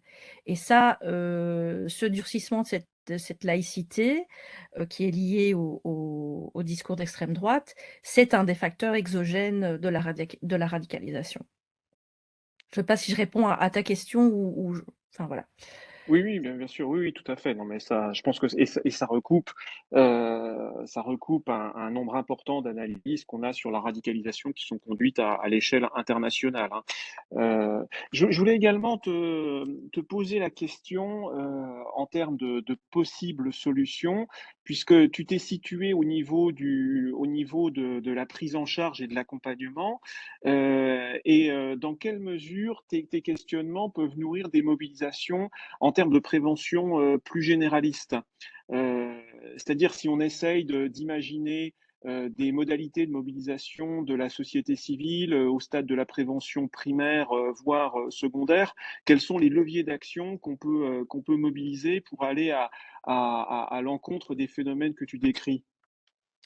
Bon, alors moi, je travaille essentiellement, enfin essentiellement, en grande partie aussi avec des jeunes, et donc là, on se trouve dans ce qu'on appelle Early Prevention Intervention, donc la prévention, Early Prevention, je ne sais pas comment tu traduis ça? Prévention précoce. Voilà, prévention précoce. On en revient un petit peu, je parlais tout à l'heure du trend monitoring. Et c'est important de pouvoir justement, le travail de Nicolas, il est exceptionnel parce que, il permet aussi de pouvoir détecter finalement quels sont les discours, quels sont les leviers de ces discours et comment, ces discours s'articulent. À partir du moment où on comprend, on arrive à identifier ces discours, ça nous permet aussi, de développer peut-être, un sens, de monitoring, donc une faculté de monitoring, et en même temps, une possibilité peut-être de diffuser certaines idées. Je parlais tout à l'heure, par exemple, au niveau des jeunes, on voit de plus en plus aujourd'hui, avec ce processus de normalisation aussi, cette idée du eux contre nous. Donc cette idée d'exclusion, qui n'est pas forcément liée à une idée de violence, mais qui est liée peut-être à, une ségrégation et qui est liée à une idée, de polarisation aussi. Et ça, on l'a vu tout à l'heure, après, il y a toute une série de choses qui peuvent se rajouter à ça pour amener à un processus de radicalisation. Mais quand on est dans une stratégie de prévention précoce, je pense que le trend monitoring est aussi de pouvoir comprendre comment, les personnes sont affectées par cette normalisation et de développer des stratégies au niveau de la communication et au niveau comment dire? De critical thinking, et de pouvoir déconstruire en fait ces discours avec les jeunes et simplement le «eux» contre nous, c'est déjà très important de se dire que voilà, les jeunes ont commencé déjà à adopter ce discours.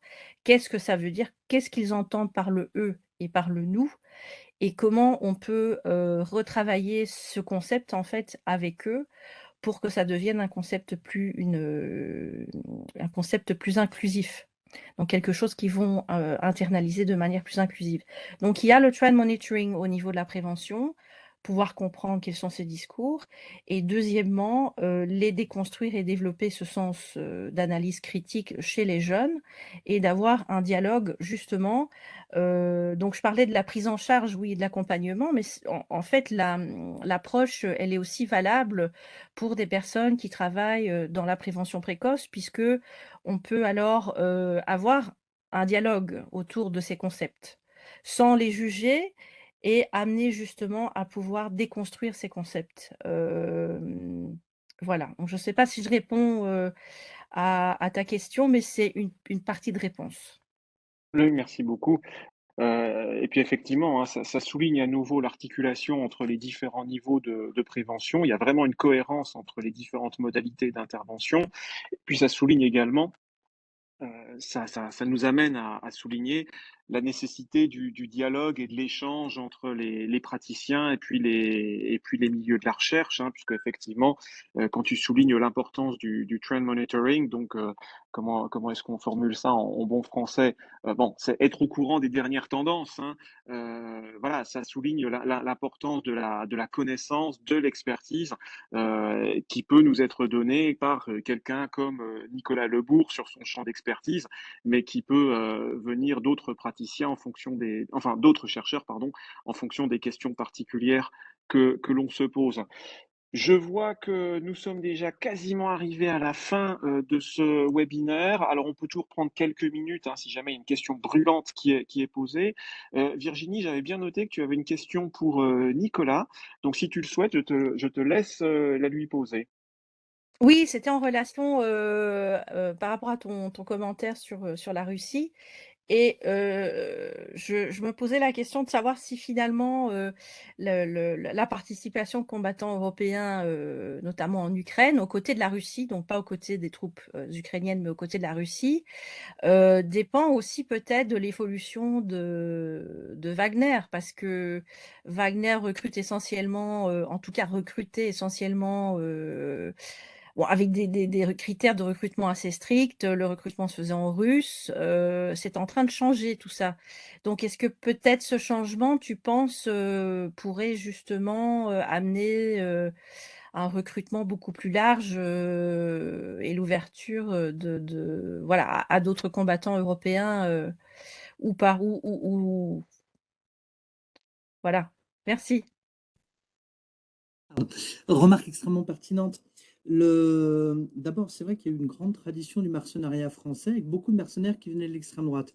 Dans un contexte qui était un contexte spécifique, puisqu'ils avaient été formés dans le cadre des conflits de décolonisation, soit en Tunisie, soit durant la longue guerre d'Algérie. Ce qui fait qu'ensuite, ils ont pu essaimer dans les années 70, mais avec beaucoup de gens qui en fait venaient de l'armée, qui étaient passés à la sédition parce qu'ils n'acceptaient pas le fait qu'on abandonne l'Algérie, etc. Enfin, dans leur vocabulaire, abandonner, etc. Est-ce qu'on peut revenir à ça? Alors, je vais un peu faire une pirouette. En octobre, on a décidé avec Olivier Schmitt, qui est un grand spécialiste de relations internationales et avec la Russie, de faire un bouquin sur l'axe d'extrême droite Paris-Moscou. Et j'ai convaincu Olivier de travailler avec moi en lui disant il y a plein d'éléments qui sortent quand même de mon champ spécifique de l'extrême droite et que tu maîtrises bien mieux que moi. On ne sait évidemment pas ce qui allait se passer, mais tu vois, c'est exactement ce pourquoi j'avais besoin d'Olivier et qui va être utile parce que moi, je n'ai pas assez de connaissances, hélas, très sincèrement, sur une question comme Wagner pour répondre de façon honnête. Mais par contre, quand on aura fini notre bouquin, ça paraîtra au seuil en 2024, j'imagine qu'Olivier, lui, aura pu amener des éléments pertinents là-dessus. Moi, je préfère m'en taire. Cette question, néanmoins, on revient un peu à cette question que j'ai dit tout à l'heure, il n'y a plus de service militaire. On n'a pas eu de conflit de formateurs quand même pour faire du mercenariat. Les mercenaires, il faut bien les former quelque part, hein. Je veux dire, Bob Denard, qui étant agi en Afrique, il venait de l'armée française, il avait été actif au Maroc, en Tunisie. Il commence à participer à ce qu'on appelle des barbouzeries, c'est-à-dire des usages terroristes, des gens proches des services de renseignement. Dans ce contexte-là, on a pu aujourd'hui exactement la même situation pour entraîner le même phénomène de mercenariat par rapport à nos capacités françaises. Mais je dis tout ça sous le couvert de mon ignorance totale des éléments de Wagner et du fonctionnement de Wagner. Voilà, il faut dire qu'on ne sait pas. Oui, Faudrait non, que non, je c'est sûr. juste rebondir, Ouais. peut-être de manière très très courte, vu l'heure, sur deux, trois éléments que soulevait Virginie, sur ce qu'elle disait sur la laïcité. Il faut bien voir que nous autres Français savons essaimer. Et nous avons essaimé le concept de nation dans toute l'Europe, avec des allers-retours. Le mot nationalité en français vient de l'allemand, hein, mais le mot nation en allemand, il vient du français, etc. Il s'est passé une chose très claire au 19e siècle, qui est qu'on considère toujours qu'en fait le concept de nation né de la Révolution française, il bascule à droite et à l'extrême droite après la défaite de la France en 1870 avec ce qu'on appelle le nationalisme de la revanche, et que la défaite face à l'Allemagne fait passer le concept de nation de sa valeur émancipatrice qu'il avait eu à son côté réactionnaire, autoritaire, etc. Il s'est passé aux alentours des attentats de 2015 quelque chose de la même aune. La laïcité de sa valeur émancipatrice est devenue une laïcité de la revanche contre l'islam, très clairement. Et il y a la même bascule qui s'est fait et qui, alors il y a d'autres problèmes évidemment dans l'islamophobie, mais c'est une dimension importante. Sur ce que disait Virginie aussi sur la question de la socialisation des idées. Un petit exemple très court. En 1997, 96, je ne sais plus, Monsieur Jean-Marie Le Pen parle de l'inégalité des races, en disant que c'est une évidence que les races sont inégales. Il s'avère qu'à l'époque, il y a un sondage sur le racisme qui est fait annuellement, où on pose la question aux gens, savoir est-ce que vous pensez qu'on doit avoir le droit de dire que les races sont inégales? Alors c'est intéressant, paf, là, Jean-Marie Le Pen dit ça. Qu'est-ce qui se passe? La part de réponse positive de on doit avoir le droit de dire ça bondit de 16 points. 16 points d'un coup de gens. C'est pas qu'ils sont tous voltairiens, c'est pas qu'ils veulent tous qu'on soit libre de dire ce qu'on veut. Bien évidemment, ce que disent les gens, c'est en fait, moi je suis d'accord, je ne vais pas le dire les gars, mais si lui le dit, je vais me permettre de le dire. Mais qu'est-ce qui se passe? Il y a la scission du Front National, et M. Le Pen dit, les idées sur l'égalité des races, c'est abominable, je suis contre, c'était les maigretistes, et ils viennent de s'en aller de faire scission, c'est pas moi. Résultat, débarrassé de son aile radicale, il fait le 21 avril 2002. Et qu'est-ce qui se passe? Dans le sondage, la même question est posée, schlac, ça se récroule, on revient au taux normal. L'idée n'a pas été martelée par un porteur fort comme Jean-Marie Le Pen. Résultat, elle revient à son taux normal. Il l'eût martelé, allez savoir si ça n'aurait pas continué à progresser. Ça, c'est un point par rapport à tout ce que disait Virginie sur la socialisation des idées qui me paraît important. Et un dernier point, je suis entièrement d'accord aussi avec ce que disait Virginie, sur la question de nous et l'autre. Il faut bien comprendre que ça fonctionne toujours comme ça. Je disais, l'extrême droite, c'est d'abord un organicisme. Mais il faut bien comprendre que c'est une part séductive. Souvent, quand on est des libéraux ou qu'on est de gauche, on va avoir tendance à penser que le racisme, c'est juste l'exclusion. C'est juste une idéologie de haine. Mais pour quelqu'un qui est raciste, quelqu'un qui est extrémiste, pas du tout. C'est d'abord la part séductive, la part constructive, épurée, c'est assurer la fraternité. Robert Brasillac, je cite souvent cette phrase, Robert Brasillac était un fasciste français, disait le fascisme, c'est l'amitié à l'échelle de la nation. C'est ça l'idéal, c'est ça l'utopie. Le racisme, c'est une utopie. L'extrême droite, c'est une utopie. La fraternité, la solidarité organique, elle viendra de l'épuration du corps. Et si on veut répondre au racisme, ne lui répondre que sur le terrain de l'idéologie de la haine, de l'exclusion, que sur le fait qu'il soit contre les autres, on rate parce que les gens qui y adhèrent vous diront toujours, mais moi je suis un patriote, moi ce que j'aime c'est mon peuple, etc. Il faut comprendre cette articulation. L'adoration du nous va avec le rejet du eux. Et si on ne comprend pas cette question de l'adoration du nous, on ne comprend pas la part séductive, on ne comprend pas la part utopique, et résultat, on se plante. Donc je crois que c'est un point voilà, vraiment super important, et je voulais juste rajouter voilà, ce petit élément sur ce point essentiel. Merci beaucoup, Nicolas. Peut-on considérer que c'était ton mot de conclusion? Oui, alors je me permettrai de ne pas te redonner la parole. Virginie, peut-être un dernier mot avant qu'on se quitte? Non, je pense que Nicolas a bien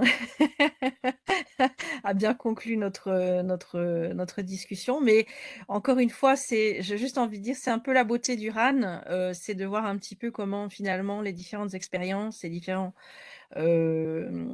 points professionnels, se rencontrent et finalement sont complémentaires. Donc c'est vraiment un plaisir, d'écouter Nicolas et finalement de pouvoir échanger avec lui, et j'espère que, voilà, que les participants ont pu bénéficier de quelques points à reprendre avec eux, et quelques leçons peut-être, à retenir, et peut-être ça les aidera aussi à revisiter un petit peu, leur travail, et les soutenir au niveau de leur travail.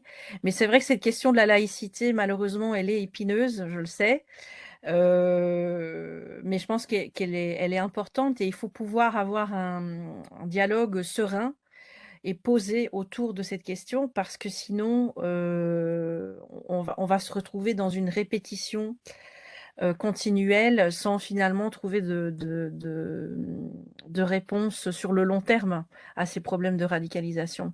Et malheureusement, cette laïcité, instrumentalisée, détournée, elle en fait partie. Il faut vraiment pouvoir aujourd'hui, avoir un dialogue serein sur cette question-là. Voilà, c'est tout. Un tout grand Absolument. merci. Absolument. Bah, écoutez, merci beaucoup. Merci, Nicolas Lebourg, merci Virginie André, merci à l'ensemble des participants, merci à l'équipe du RAN pour l'organisation et puis l'aspect technique, à pouvoir avoir géré l'aspect technique de ce webinaire. Donc je ne serai pas plus long, simplement rappeler, voilà, que ce webinaire a permis encore une fois de mettre en avant, l'importance, du dialogue entre praticiens et puis avec les chercheurs, des dimensions qui sont vraiment déterminantes dans le travail du RAN et puis le dialogue à l'échelle européenne, pour les professionnels qui œuvrent dans le champ de la prévention de la radicalisation et de l'extrémisme violent. On a eu l'occasion d'évoquer des sujets qui malheureusement vont encore nous occuper pendant un bon bout de temps au cours des années à venir. Donc voilà, nous allons rester là pour aujourd'hui. Bonne fin de journée à toutes et à tous, et je vous remercie de prendre quelques minutes pour répondre au questionnaire de satisfaction qui vous sera soumis automatiquement après la fin de ce webinaire. Voilà, au revoir à toutes et à tous.